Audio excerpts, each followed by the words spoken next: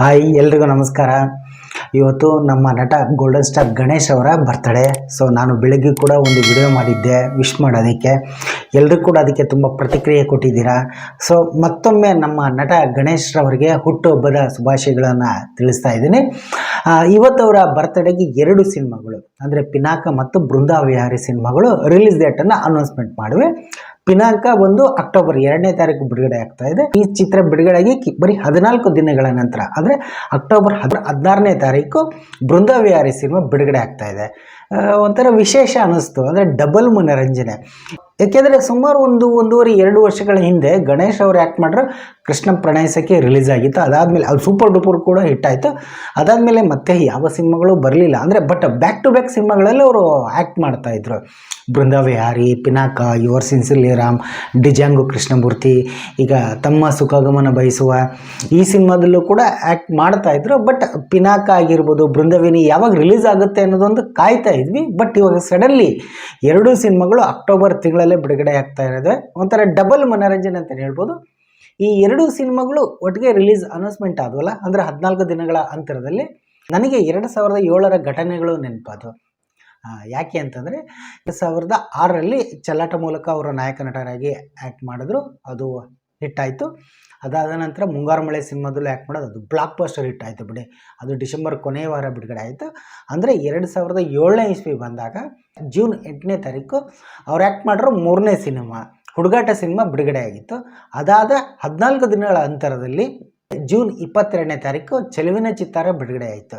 But ನೋಡಿ, 2 ಹಿಟ್ಟಾದವು. ಅಂದರೆ ಹುಡುಗಾಟ ಒಂದು ಡೀಸೆಂಟ್ ಹಿಟ್ ಆಯಿತು, ಚೆಲುವಿನ ಚಿತ್ತಾರ ಕೂಡ one of the blockbuster hit cinema ಆಯಿತು. ಇದು ರೀಮೇಕ್ ಸಿನಿಮಾ ಇದು ಚೆಲುವಿನ ಚಿತ್ತಾರ, ಬಟ್ ರೀಮೇಕನ್ನು ಮೀರಿಸ್ಬಿಡ್ತು ಈ ಸಿನಿಮಾ. ಎಸ್ ನಾರಾಯಣ್ ಅವರು ಡೈರೆಕ್ಷನ್ ಮಾಡಿದ್ರು, ಅಮೂಲ್ಯ ಅವರು ಕೂಡ ನಾಯಕಿ ಆ್ಯಕ್ಟ್ ಮಾಡಿದ್ರು. ಹಾಡುಗಳಂತೂ ಚಿಂದ್ರೆ 2 ಸಿನಿಮಾದು ಅಷ್ಟೇ.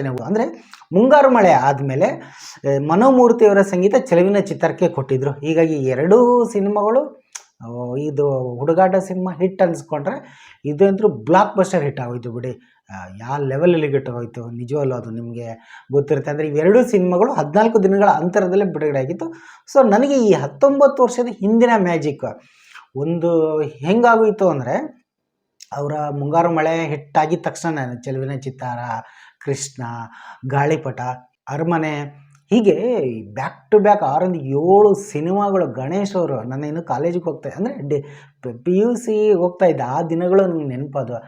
ಇದೊಂಥರ ರಿಸ್ಕು ಕೂಡ ಹೌದು. ಯಾಕೆಂದರೆ ಒಂದು ಹಂತದಲ್ಲಿ ಈಗ ಫಿಲ್ಮಿ ಬಿಟ್ಟವರು ಕೂಡ ಒಂದು ವರದಿ ಮಾಡಿದ್ದಾರೆ, ನೀವು ಅದನ್ನು ನೋಡ್ಬೋದು. ಅಂದರೆ ಪಿನಾಕ ಸಿನಿಮಾದ ಬಗ್ಗೆ ಆಸಕ್ತಿ ಕಳ್ಕೊಂಡ್ರ ಗಣೇಶ್ ಅವರು ಅಂತ ಒಂದ್ಸಲ ಹಂಗೆ ಅನಿಸ್ಬಿಡುತ್ತೆ.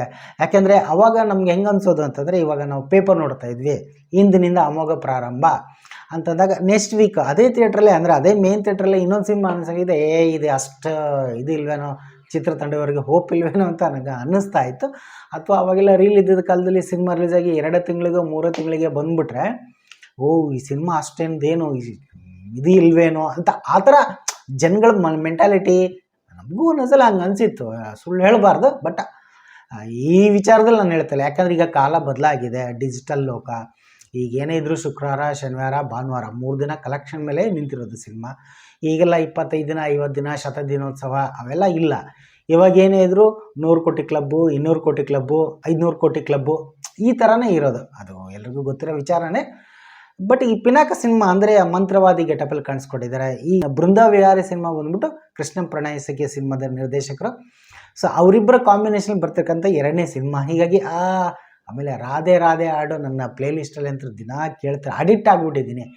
ಸೊ ಹೀಗಾಗಿ ಆ ಸಿನಿಮಾದ ಬಗ್ಗೆ ತುಂಬ ಎಕ್ಸ್ಪೆಕ್ಟೇಷನ್ ಇದೆ. 2 ಸಿನಿಮಾಗಳು ಒಟ್ಟೊಟ್ಟಿಗೆ ರಿಲೀಸ್ ಆಗ್ತಾರೋ ಒಂದು ರೀತಿ ಸ್ವಲ್ಪ ಆತಂಕನೂ ಕೊಡ್ಬಂತು. ಯಾಕೆಂದರೆ 2ರಲ್ಲಿ ಯಾವ್ದಾದ್ರು ಒಂದು ಸಿನಿಮಾ ಹಂಗಿಂಗೆ ಆಗ್ಬಿಟ್ರು ಕೂಡ ಅದು 2 ಹಿಟ್ ಆಗಬೇಕು. ನಾನು ಅದನ್ನು ಕೂಡ ಭಗವಂತನ ಪ್ರಾರ್ಥಿಸ್ತೀನಿ. ಬಟ್ ಹಂಗಿಂಗೆ ಆಗ್ಬಿಟ್ಟು ಒಂಚೂರು ಬೇಜಾರಾಗುತ್ತೆ. ಯಾಕೆಂದರೆ ಒಬ್ಬ ಹೀರೋ ವರ್ಷಕ್ಕೆ 1 ಸಿನಿಮಾ ಮಾಡಿದರೆ ಸಾಕು ಅನ್ನೋ ಥರ ಬಂದಿದೆ ಇವಾಗ ಪರಿಸ್ಥಿತಿ.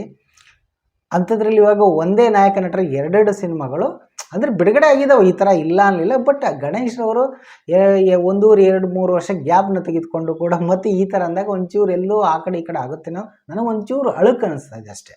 ಇರಲಿ, ಏನೇ ಇರಲಿ, ಅಂದರೆ 2007ನೇ ಇಸ್ವಿಯ ಒಂದು ಮ್ಯಾಜಿಕ್ ಈ ಈ ಸರಿ ಮರುಕಳಿಸ್ತೇನೋ ಅಂತ ನೋಡ್ಬೇಕು. ಯಾಕಂದರೆ ಅವೆರಡೂ ಸಿನಿಮಾಗಳು ಹಿಟ್ಟಾಗಿದ್ವಲ್ಲ, ಅದೇ ರೀತಿ ಈ ಸಿನಿಮಾ ಹಿಟ್ಟಾಗಲಿ ಅಂತಲೇ ಸ್ವಲ್ಪ ಏನಂತಂದರೆ ಈಗ ಪಿನಾಕ ಬಗ್ಗೆ ಒಂದಿಷ್ಟು ಪ್ರಚಾರ ಕಡಿಮೆ ಆಗಿದೆ. ಯಾವುದಾದ್ರು ಪ್ರಚಾರ ಮಾಡ್ತಲ್ಲ, ಅದೊಂದು ಮಾಡಬೇಕು ಅಂತಂದೇಳಿ ಆ ಚಿತ್ರತಂಡದವರಿಗೆ ನಾನು ವಿನಂತಿ ಮಾಡ್ಕೊತೀನಿ. ಇನ್ನೊಂದು ಹೇಳ್ತೀನಿ, ಸಿನಿಮಾ 14 ದಿನಗಳ ಅಂತರದಲ್ಲಿ ಬಿಡುಗಡೆ ಆಗ್ತಿರೋದು ಅದೇನೋ ಅಂತ ಏನೋ ದೊಡ್ಡ ವಿಚಾರ ಅಂತಲ್ಲ. ಬಟ್ ಪ್ರತಿಯೊಂದು ಸಿನಿಮಾನೂ ಕೂಡ ಆಯಾ ಕಥೆ ಆಗಿರ್ಬೋದು, ಚಿತ್ರಕಥೆ, ಸಂಭಾಷಣೆ, ಹಾಡುಗಳು, ಕಲಾವಿದರು, ನಿರ್ದೇಶನ, ಬಿಡುಗಡೆ ಸಮಯ, ವಾಟ್ ಎವರ್ ಅದೇನೇ ಇರಲಿ, ಪ್ರತಿಯೊಂದು ಅದರದ್ದೇ ಆದಂಥ ಒಂದು ಘನತೆ ಇದ್ದೇ ಇರುತ್ತೆ. ಬಟ್ ಯಾವ ಸಿನಿಮಾ ಗೆಲ್ಲುತ್ತೆ, ಯಾವ ಸಿನಿಮಾ ಸೋಲುತ್ತೆ, ಅದು ಯಾರ ಕೈಯಿಂದನೂ ನಿಜವಲ್ಲ, ಅದು ಗೆಲುವಿನ ಸೂತ್ರ ಯಾರಿಗೂ ಗೊತ್ತಿಲ್ಲ. ಎರಡೂ ಸಿನಿಮಾಗಳು 14 ದಿನಗಳ ಅಂತರದಲ್ಲಿ ಬಿಡುಗಡೆ ಆಗ್ತಾ ಇರೋದ್ರಿಂದ ಒಂಚೂರು ಅದೊಂದು ಕುತೂಹಲನೂ ಮೂಡಿದೆ. ಸೊ ಹೀಗಾಗಿ ಅದು ಗೆಲುವಿನ ಲೆಕ್ಕಾಚಾರ ಯಾವುದು ಆಗ್ಬೋದು, ಯಾವುದು ಹೋಗ್ಬೋದು. ಅಭಿಮಾನಿಗಳಲ್ಲೂ ಕೂಡ ಇವತ್ತಿನ ಸೋಷಿಯಲ್ ಮೀಡ್ಯಾದಲ್ಲೂ ಕೂಡ 2007 ಆ ಮ್ಯಾಜಿಕ್ ಮತ್ತೆ ಮರುಕಳಿಸುತ್ತಾ ಅನ್ನೋದೊಂದು ಕ್ವಶನ್ಸು ಕೂಡ ಕೇಳ್ತಾ ಇದೆ. ಎರಡೂ ಸಿನಿಮಾಗಳು ಹಿಟ್ಟಾಗಲಿ ಅಂತಲೇ ನಾನು ಕೇಳ್ಕೊತೀನಿ. ಹಾಗಾಗಿ ನಿಮಗೆ ಯಾವ ಸಿನಿಮಾದ ಬಗ್ಗೆ ನಿರೀಕ್ಷೆ ಇದೆ? ಆಲ್ಮೋಸ್ಟ್ ತುಂಬ ಜನ ಬೃಂದ ವಿಹಾರ ಅಂತಲೇ ಹೇಳ್ತಾರೆ. ಯಾಕೆ ಅಂತಂದರೆ ಪಿನಾಕ ಬಗ್ಗೆ ಅಷ್ಟೊಂದು ಏನು ಪಬ್ಲಿಸಿಟಿ ಶುರು ಮಾಡಿಲ್ಲ ಚಿತ್ರತಂಡದವರು. ಈ ಪಿನಾಕ ಚಿತ್ರತಂಡದವರು ಕೂಡ ಒಂದಿಷ್ಟು ಪ್ರಚಾರ ಕಾರ್ಯಗಳನ್ನು ಶುರು ಹಚ್ಕೊಳ್ಳಿ, ಹಾಡುಗಳನ್ನ ಬಿಡುಗಡೆ ಮಾಡಿ, ಟೀಸರ್ ಟ್ರೈಲರನ್ನು ಬಿಡುಗಡೆ ಮಾಡಿ. ತುಂಬ ವರ್ಷ ಆಯಿತು. We are waiting for the Ganesh ಅವರ ಸಿನಿಮಾಸ್ ಅಂತಲೇ ಹೇಳ್ಬೋದು. ಇರಲಿ, ಅಂದಾಗೆ ಇವತ್ತು ಗಣೇಶ್ ಅವರ ಹುಟ್ಟುಹಬ್ಬ. ತಿರುಪತಿಯಲ್ಲಿ ಗಣೇಶ್ ಅವರು ತಮ್ಮ ಹುಟ್ಟುಹಬ್ಬವನ್ನು ಆಚರಿಸ್ಕೊಂಡಿದ್ದಾರೆ. ಸೊ ಇನ್ನೇನು ಗಣೇಶ್ ಅವರ ಸಿನಿಮಾಗಳು, ನನಗೆ ಅವರ ಆ್ಯಕ್ಟಿಂಗ್ ಆಗಿರೋದು, ಸ್ಮೈಲು ನನಗೆ ತುಂಬ ಇಷ್ಟ. ಅವರ ಜರ್ನಿನೇ ನನಗೆ ತುಂಬ ಇಷ್ಟ. ಸಿನಿಮಾಗಳಲ್ಲಿ ಸಣ್ಣ ಪುಟ್ಟ ಪಾತ್ರಗಳನ್ನ ಮಾಡಿಕೊಂಡು, ಅದಕ್ಕಿಂತ ಮುಂಚೆ ಅವರು ಕಿರುತೆರೆಯಲ್ಲಿ ಬಂದು ಸೀರಿಯಲ್ಗಳಲ್ಲಿ ಆ್ಯಕ್ಟ್ ಮಾಡಿಕೊಂಡು, ಜೊತೆಗೆ ಕಾಮಿಡಿ ಟೈಮಿಂಗ್ ಅನ್ನೋ ಒಂದು ಶೋ ಮಾಡಿ ಪುಟ್ಟ ಪಾತ್ರಗಳಲ್ಲಿ ಕಾಣಿಸ್ಕೊಂಡು, ಆನಂತರ ಚೆಲ್ಲಾಟ ಮೂಲಕ ಹೀರೋ ಆಗಿ ಮುಂಗಾರು ಮಳೆ ಅಂತ ಬ್ಲಾಕ್ ಬಸ್ಟರ್ ಇಟ್ಕೊಟ್ಟು, ಸೊ ಅದೊಂಥರ ಖುಷಿ. ಈಗ ಆಲ್ರೆಡಿ 20 ವರ್ಷಗಳಾಗಿದೆ. ಅಂದರೆ 20 ವರ್ಷಗಳಾಯಿತು, 2006ರಿಂದ 2026.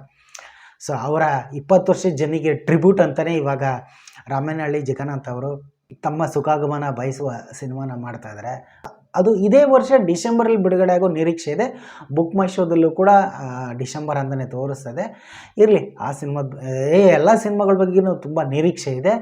ಸೊ ಒಳ್ಳೆಯದಾಗಲಿ, ಆದಷ್ಟು ಬೇಗ ಅವರು ಮತ್ತೆ ಗೆಲುವು ಸಿಗಲಿ ಅಂತಲೂ ಕೂಡ ನಾನು ಭಗವಂತನಲ್ಲಿ ಪ್ರಾರ್ಥಿಸ್ತೀನಿ. ನೀವು ಕೂಡ ಅವರ ಹುಟ್ಟುಹಬ್ಬಕ್ಕೆ ಶುಭಾಶಯಗಳನ್ನು ತಿಳಿಸಿ ಅಂತಲೂ ಕೂಡ ಈ ಮೂಲಕ ಕೇಳ್ಕೊತೀನಿ. ಅವರ ಸಿನಿಮಾಗಳಿಗೆಲ್ಲ ಒಳ್ಳೆಯದಾಗಲಿ. All the best.